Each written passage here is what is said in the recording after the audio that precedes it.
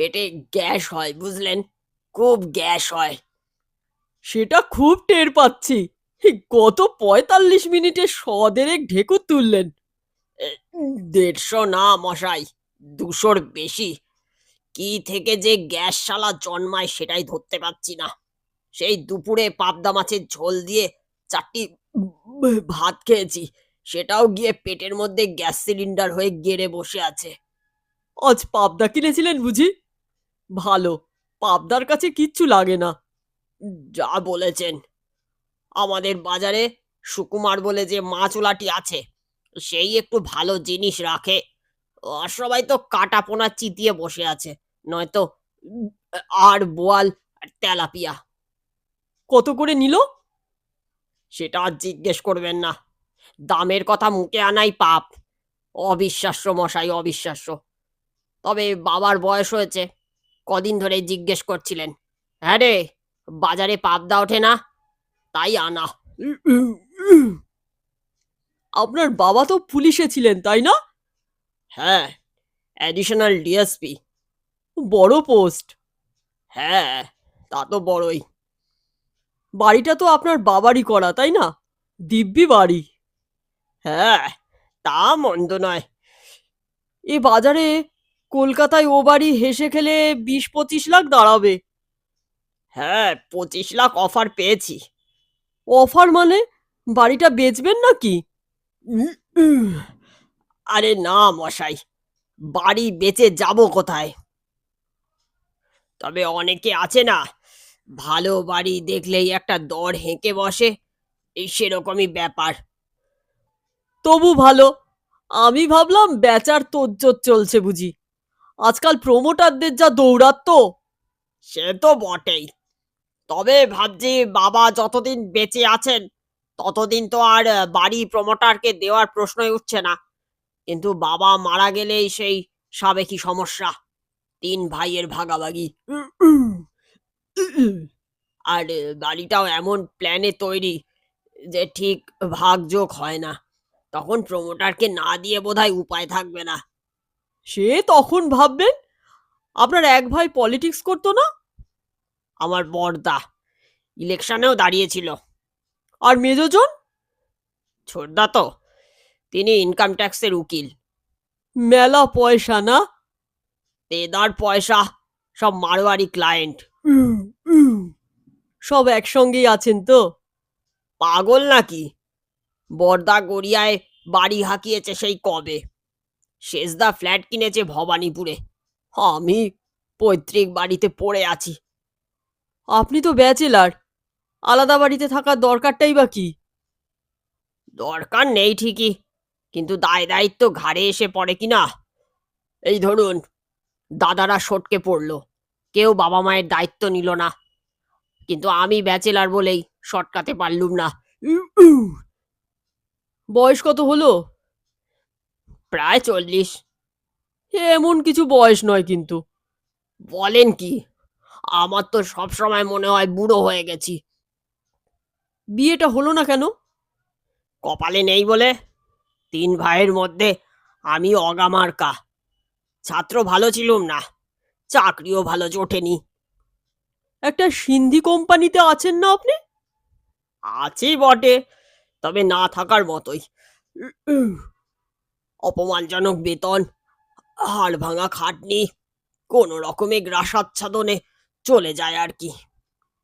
তাহলে সংসারটা কি বাবার টাকায় চলে?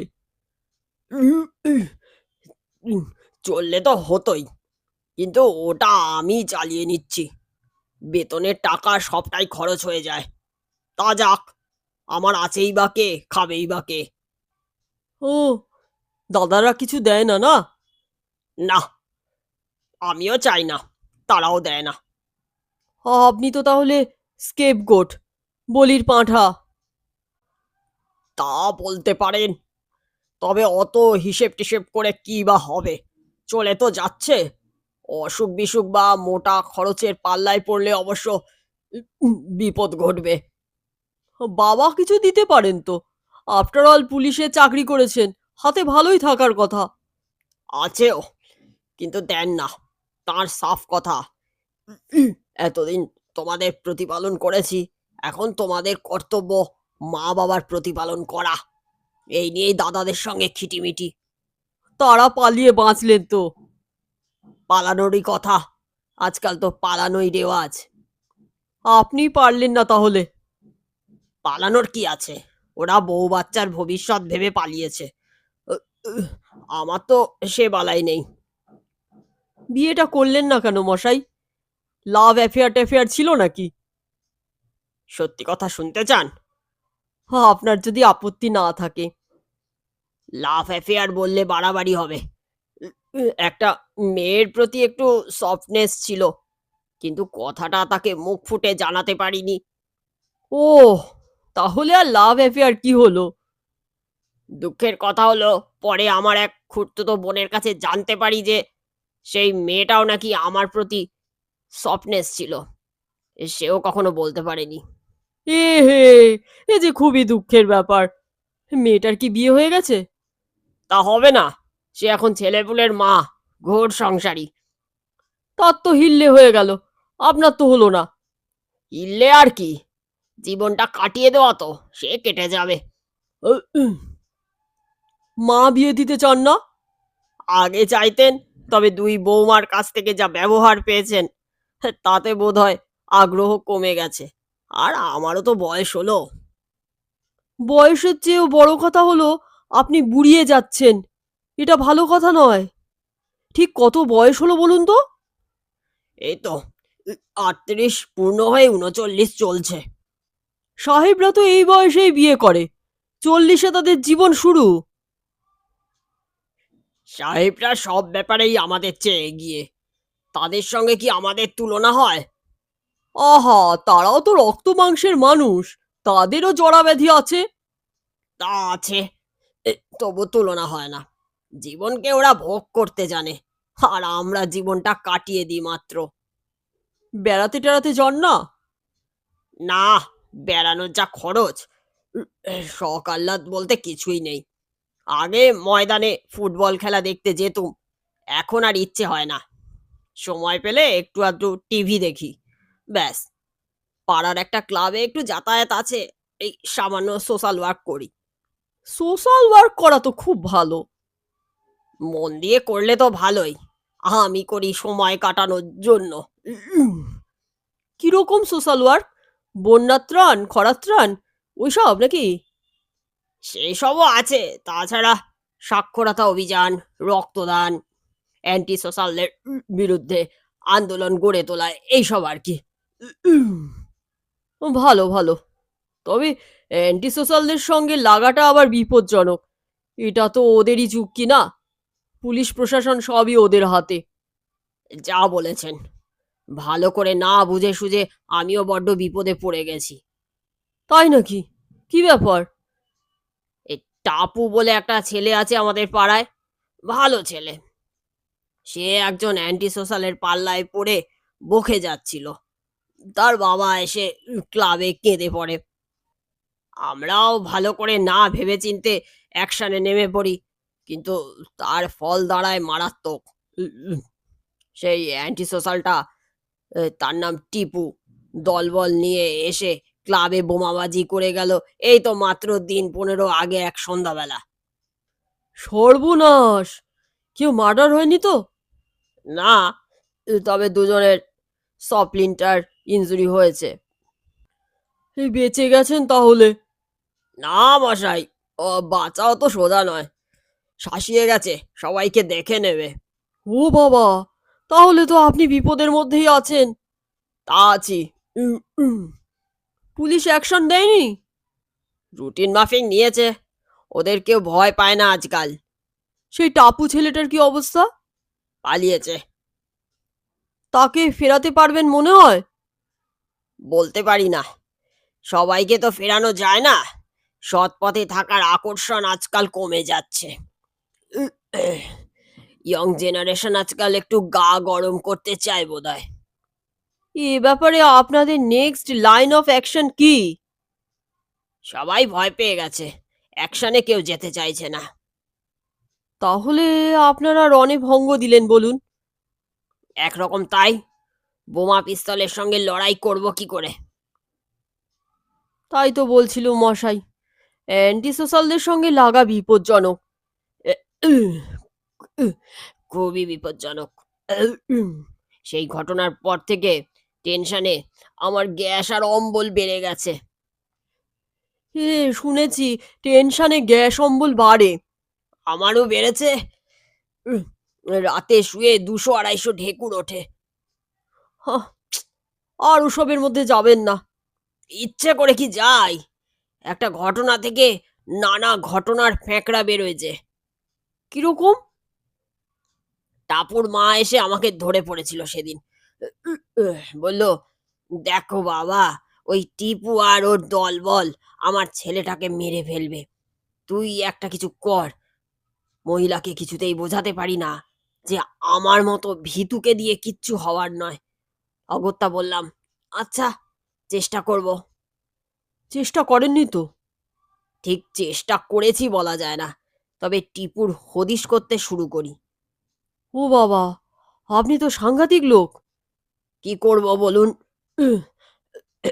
ভদ্রমহিলা এমন কান্নাকাটি করলেন যে কিছু না করেও থাকা যায় না। হদিশ পেলেন নাকি? পেলুম। পাশেই পালপাড়ার একটা ছেলে খবর দিল, ওদের বাড়ির কাছে একটা রাং ঝালাইয়ের দোকানের পিছনে থাকে হাইড আউট। মশাই, শুনে যে আমারই বুক ধড়ফড় করছে। আমারও করছিল। জাননি তো। না যাওয়ারই ইচ্ছে ছিল, কিন্তু ঘাড়ে ভূত চাপলে যা হয়। গেলেন? একটু রাতের দিকে গেলুম। বলেন কি? সেই তো বলছি, গ্রহের ফের। তবে কপাল ভালো যে টিপুকে বেশি খুঁজতে হয়নি। রাত 11টা হবে তখন। টিপু মাল খেয়ে ফেরার পথে পান সিগারেটের দোকানে সিগারেট ধরাচ্ছিল। কি করলেন? গিয়ে বললুম, কাজটা ঠিক করছো না হে টিপু, এসব করা ভালো নয়। এভাবে বললে কি কাজ হয়? হলো না তো। উহ, টিপু একটা খিস্তি করে কোমর থেকে একটা ছোরা বের করলো। দোধার ছোরা, প্রকাণ্ড ফলাটা একেবারে ঝকঝক করছিল। সর্বনাশ! পালালেন তো? না, পালিয়ে যাব কোথায়? যাওয়ার কি জায়গা আছে? তাহলে কি করলেন? সে আর বলবেন না। আপনি কি দৈব মানেন? খুব মানি মশাই, খুব মানি। এই যুগে বেঁচে থাকারই যা সমস্যা, দৈব না মেনে উপায় আছে? ঠিক তাই। দৈব ছাড়া আর কি বলি বলুন? নিতান্তই টাপুর মায়ের চোখের জল সইতে না পেরে আহাম্মকের মতো টিপুকে বুঝিয়ে সুজিয়ে সৎ পথে ফেরাতে গিয়েছিলাম।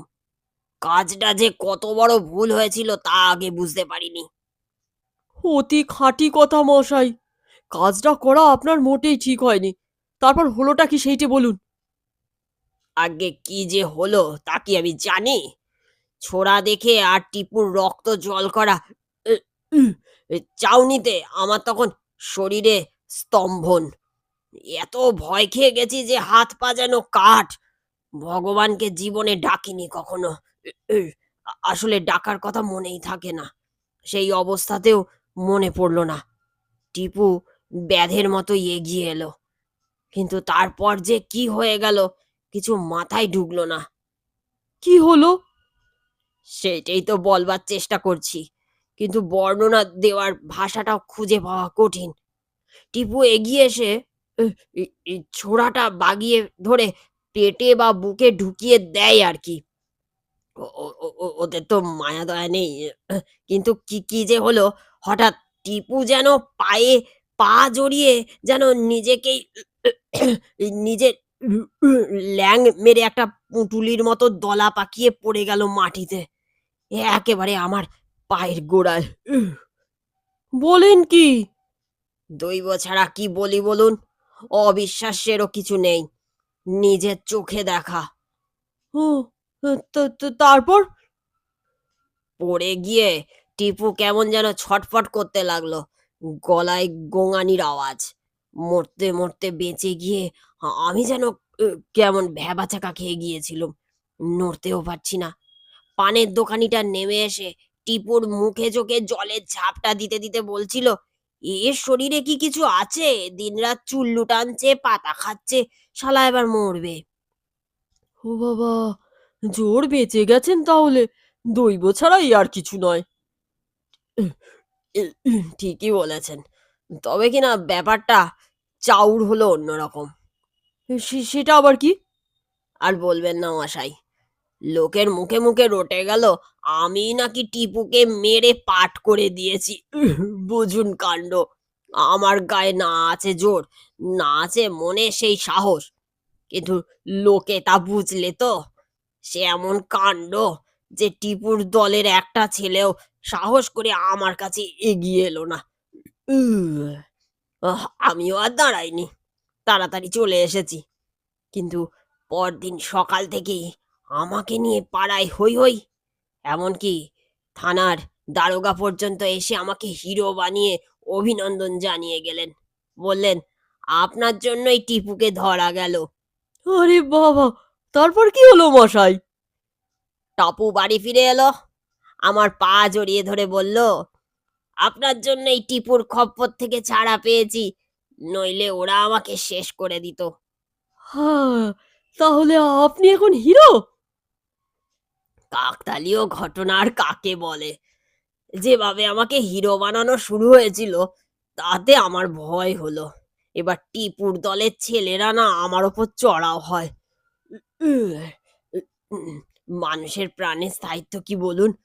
একটা গুলি বা ছুরি ছোড়া, নিদেন একখানা আদলা ইটেও কাজ হয়ে যায়। হ্যাঁ, তা তো ঠিকই। তা সেরকম কিছু হয়েছিল নাকি? না মশাই, বরং টিপুর এক সাকরেদ এসে দেখা করে মাপটাপ চেয়ে গেল। বলল, টিপুদা ইদানিং বড় বাড়াবাড়ি করছিল, আমরা তো তাকত দেখাতে লাইনে নামিনি দাদা, এসেছি রুজি রোজগার করতে, আর টিপু হতে চায় রবিন হুড। বাহ, তাহলে তো আপনার আর কোনো সমস্যাই রইল না। সমস্যা? উহ, উহ, উহ, সমস্যার কি শেষ আছে? একটা যায় তো আর একটা আসে। সেটা আবার কি রকম? আছে মশাই, আছে। হিরো হওয়ার হ্যাপাও বড় কম নয়। মিনিমাগনা হিরো বনে গেছি বটে, কিন্তু ফ্যাঁকড়াও আছে। এই ঝেড়ে কাশুন তো মশাই। এই ধরুন, আগে কেউ পাড়ায় আমার দিকে ফিরেও চাইতো না, আজকাল সবাই তাকায়। পথে বেরোলে জানলায়, বারান্দায় উকিঝুঁকি শুরু হয়। নাগরিক কমিটি থেকে আমাকে চেয়ারম্যান করার কথা উঠেছে। উহ, এইসব নানা উদ্ভট কাণ্ড। তারপরেও গোদের ওপর বিষ পড়া আছে। ও, সেটা কি? টাপুর মা এসে আমার মাকে ধরেছে। টাপুর দিদি, এই ধরুন এই 22-23 বছর বয়স হবে, তাকে উ- ছোট বৌমা করে নিতে। বর্ণ গোত্র সব নাকি ঠিকঠাক আছে। বলেন কি মশাই? এই কথা আগে বলতে হয়, এ তো দারুণ খবর। না মশাই না, মোটেই ভালো খবর নয়। বয়সের তফাৎটা লক্ষ্য করেছেন? তার উপর আমি তো এরকম বুড়োই, এ একা বোকা থেকে একেবারে অভ্যাস হয়ে গেছে। এখন কি আর ঝুট ঝামেলা ভালো লাগে? উহ, রিফিউজ করলেন নাকি? হ্যাঁ, খুব কঠোরভাবেই রিফিউজ করলাম। টাপুর মাকে বললাম, আপনারা মোহের বশে এ প্রস্তাব করছেন, ভালো করে ভেবে দেখবেন কাজটা ঠিক হবে না। আপনার চরিত্রটি বেশ দৃঢ়। না মশাই, একেবারেই নয়, বরং আমি অতিশয় দুর্বল চিত্ত। ভেবে দেখলাম, দুর্বল চিত্ত লোকদের দাম্পত্য জীবনে না যাওয়াই ভালো। তাছাড়া ওরা আমরা কি আম ভেবে বসে আছে কিনা? আমি তো আসলে হিরো নই, জিরো। তাহলে ব্যাপারটা ওখানেই মিটে গেল নাকি? মিটলে তো ল্যাঠা চুকেই যেত। মেটেনি তাহলে? না, বললাম না, সব ঘটনা থেকেই ফ্যাঁকড়া বেরোয়। তাই এইখানে আবার ফ্যাকড়া কি বেরোলো? টাপুর দিদি, নন্দনাই হলো ফ্যাঁকড়া। একদিন সে সোজা আমার ঘরে এসে হাজির, দুই চোখ জলে ভরা, ঠোঁট কাঁপছে। বাস রে, এই যে উত্তম সুচিত্রা! বাইরে থেকে এরকম মনে হয়। আমার যে তখন কি অবস্থা উহ, তা বোঝাতে পারবো না।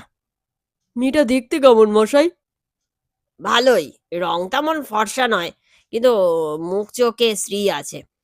পাড়ায় ভালো মেয়ে বলে নামও আছে। তাহলে পিছোচ্ছেন কেন? ওই যে বললুম, উহ, বুড়ো হয়ে গেছি, এখন কি কেঁচে গন্ডুস করা যায়? তা মেয়েটা বলল কি? তেমন যে কিছু বলল তা নয়, গলা কাঁপছিল। শুধু বলল, আমি কি খারাপ? তবে কেন আপনি? ব্যাস, ওই পর্যন্তই। বাক্যটা শেষ অবধি করতে পারেনি। ও, তা আপনি কি বললেন? মেয়েদের সঙ্গে কথাবার্তা তো বিশেষ বলিনি কখনো, ঘাবড়ে গিয়েছিলুম। উম, কিছুই বললেন না? তেমন কিছু বলতে পেরেছি বলে মনে হয় না। একটু আমতা করে বললুম, তুমি তো ভালো মেয়ে, তবে কেন আমাকে? ব্যাস, বাক্যটা আমিও শেষ করতে পারিনি। ও, আপনার পেটে পেটে এত এরকম মাখো মাখো ব্যাপারখানা এতক্ষণ চেপে রেখেছিলেন? আপনি তো খুনি লোক মশাই। উহ, উহ, উহ, কি কি যে বলেন! মাখো মাখো ব্যাপার মোটেই নয়। এই নন্দনা এসে ও কথা বলে যাবার পর থেকে আমার ঘুম গেছে, খাওয়া গেছে, এই দুশ্চিন্তায় আধমরা অবস্থা। আর পেটে ফাঁপা ভাব, এই কি যে অস্বস্তি! গ্যাসের মেলা ওষুধ আছে মশাই, ওর জন্য চিন্তা নেই। আগে বলুন, সিদ্ধান্তটা কি নিলেন? ওই যে বললুম, এই এই গ্যাসে এমন কাহিল হয়ে পড়েছি যে আর ওসব নিয়ে এগোতে ভরসা হচ্ছে না। তবে মা ইদানিং দেখছি আদা জল খেয়ে লেগেছে। বড্ড বিপদ যাচ্ছে মশাই। কিসের বিপদ? একটা মিথ্যে জিনিসকে সবাই মিলে সত্যি করে তুলছে, এটা ভালো হচ্ছে না। মিথ্যে বলে মনে হচ্ছে কেন? মিথ্যে নয়, এই গুন্ডাটা নিজেই কেতরে পড়ল, উম, আর হিরো বানলাম আমি। আমার কেমন যেন সন্দেহ হচ্ছে। ঘটনাটা তত মিথ্যে নয়। আপনি চেপে যাচ্ছেন। বলেন কি? আমার কি গুন্ডার সঙ্গে লড়ার ক্ষমতা আছে? কিছু বলা যায় না। কখনো কখনো কাপুরুষও ভয়ঙ্কর হয়ে ওঠে। আর আপনি সত্যিকারের কাপুরুষ হলে মাঝরাত্তিরে গিয়ে টিপুর ডেরায় হানা দিতেন না। ওই যে বললুম, কাজটা আহাম্মকি হয়েছিল। আপনাকে তত আহাম্মক বলে মনে হচ্ছে না। ঘটনাটা বলেই ফেলুন না। আমি তো আর পুলিশের লোক নই। উম, উম, কি যে বলেন! বলুন না মশাই, লজ্জা পাচ্ছেন কেন? আসলে কি জানেন, ঘটনাটার সময় আ আমি এমন উম বিভ্রান্ত অবস্থায় ছিলাম যে সত্যিকারের কি ঘটেছিল তা আমি নিজেও জানি না। এই তো এবার মাল বেরোচ্ছে। টিপুর মতো গুন্ডা আপনাকে ছোড়া মারতে এসে হঠাৎ কনভালশন হয়ে ঢলে পড়বে, এমন ঘটনা ঠিক বিশ্বাসযোগ্য নয়। উ উ ওইটাই মুশকিল। আমার যেটুকু মনে পড়ছে তাই বলেছি। বাকিটা আমার স্মৃতিতে নেই। তাহলে মশাই বলতেই হবে, আপনি টিপুর চেয়েও অনেক বেশি ডেঞ্জারাস লোক। ছি, ছি! কি যে বলেন! জীবনে আমি মারপিট করিনি। প্রয়োজন পড়েনি বলে করেননি, কিন্তু এলিমেন্টটা আপনার ভিতরে ছিলই। আপনি কি বলতে চান আমার ভিতরে একজন অচেনা আমি আছি? সকলের ভিতরেই থাকে। কি জানি মশাই, লোকে বলছেও বটে যে আমার বিবরণ বিশ্বাসযোগ্য নয়। অনেকেই নাকি দেখছে আমি নাকি টিপুকে পেটাচ্ছি, আর হাসপাতালের ডাক্তাররাও টিপুর ইনজুরির রিপোর্ট দিয়েছে। কিন্তু আমি ব্যাপারটা কিছুই বুঝতে পারছি না। আপনি যা বলছেন তা যদি সত্যি হয়ে থাকে, তবে তো চিন্তার কথা। কিসের চিন্তা? এই যে আমার ভিতরে একজন হিংস্র, নিষ্ঠুর, অ্যাগ্রেসিভ লোক লুকিয়ে রয়েছে, এ কি চিন্তার কথা নয়? বেশ ভয়েরই ব্যাপার। তা ভয় পেলে একজন পাহারাদার বসালেই তো হয়। সেই পাহারাদার, সে আবার কি? সবচেয়ে ভালো পাহারাদার তো নন্দনাই হতে পারে। যা, কি যে বলেন! আপনি কি মনে করেন বিয়ে মানুষের কোনো উপকার করে? আমার তো ও কথা ভাবলে পেটে গ্যাস বেড়ে যায়।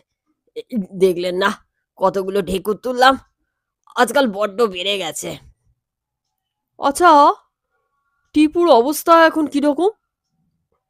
এই যতদূর জানি পুলিশ পাহারায় হাসপাতালে রাখা হয়েছে তাকে। খুব সিরিয়াস কিছু নয়। আচ্ছা মশাই, টিপুর কি নন্দনার উপরেও একটা নজর ছিল? কি করে বুঝলেন মশাই? জানি না। কিন্তু কথাটা মিথ্যে নয়, ছিল। বুঝতে বেশি মাথা ঘামাতে হয়নি। টাপুকে হাত করার পিছনে হয়তো ওটাই ছিল আসল উদ্দেশ্য। তাই হবে। নন্দনার মাও ঠাড়ে ঠোড়ে কথাটা আমাকে জানিয়েছেন। নন্দনা নাকি টিপুর ভয়ে কিছুদিন মামার বাড়িতে গিয়ে পালিয়েছিল। তাহলে আপনার কি এখন উচিত নয় নন্দনাকে এই ভয়ের হাত থেকে মুক্তি দেওয়া? আমার কি গরজ? গরজ আছে বই কি। অসহায় অবলা নারীকে রক্ষা করাই তো পুরুষের ধর্ম।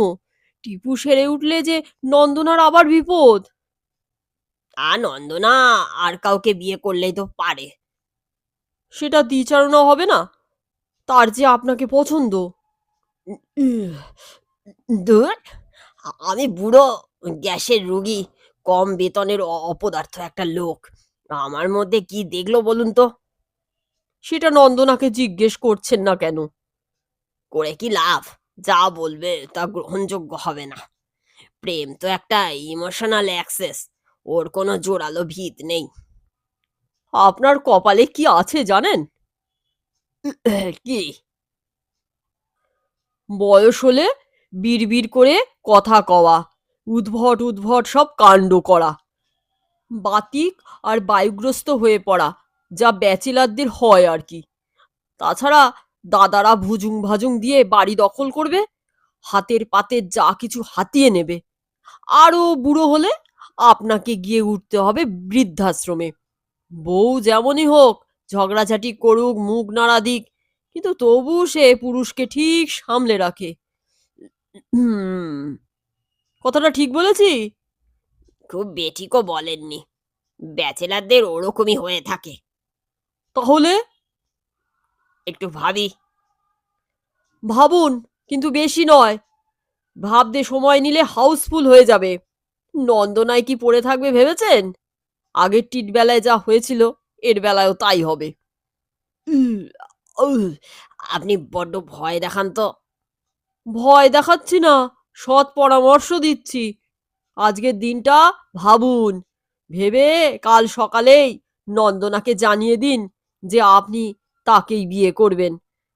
কাল সকালেই? কাল সকালেই, কিংবা আজ রাতেই, কিংবা এক্ষুনি গিয়ে চোখ বুজে বলে ফেলুন গে। যান। উহ, আচ্ছা, তাহলে চলি মশাই। হ্যাঁ হ্যাঁ, একটু পা চালিয়েই যান।